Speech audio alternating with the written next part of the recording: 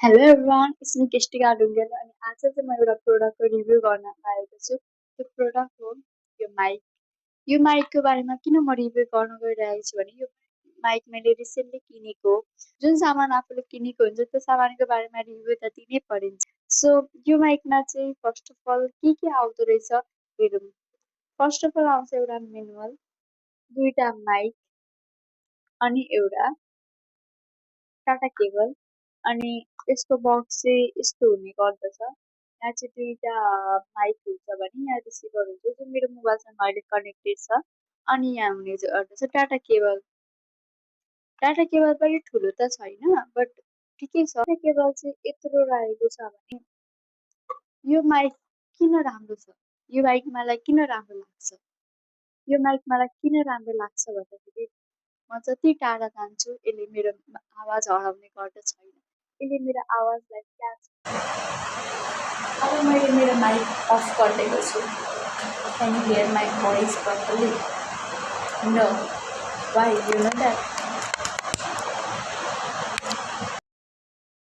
This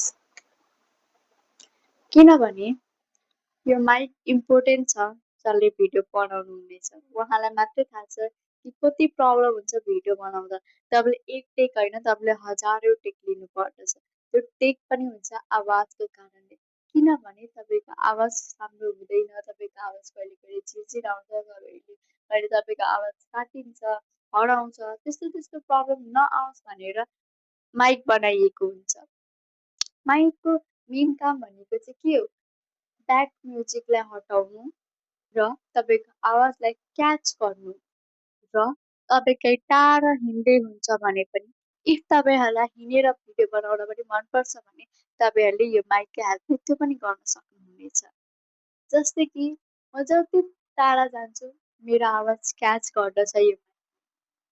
अब यो माइकलाई म टाढा टाढा लग्छु भने मेरो आवाज सुनिँदैन, तर यो माइकलाई म सँगै राख्छु आफूसँग भनेपछि आवाज आउने गर्दछ। अनि यो माइक चाहिँ कसले किन्दा राम्रो अनि कसले किन्दा नराम्रो पनि म भन्ने गइरहेको छु आज। जस्तै कि फर इक्जाम्पल तपाईँहरू भिडियो बनाउनुहुन्छ, यसरी नै बोलेर बनाउनुहुन्छ, त्यही पनि तपाईँहरूलाई नेसेसरी छैन कि तपाईँलाई जहिले माइकै चाहिन्छ भनेर। जस्तै कि फर इक्जाम्पल मेरो र मेरो मोबाइलको डिस्टेन्स कति रहेको छ, एक हात पनि जति छैन। त्यस्तोमा चाहिँ माइक चाहिँदैन नि भन्छु म, तर एक कन्डिसनमा। जस्तै कि प्याराग्राफ म्युजिकहरू आउनु, साउन्डहरू आउनु भएन। जस्तै कि फर इक्जाम्पल अहिले पङ्खाको आवाज उप्पर आइरहेको छ, इफ मैले माइक अफ गरेँ भने चाहिँ पङ्खाको आवाज उप्पर धेरै आउँछ, मेरो आवाज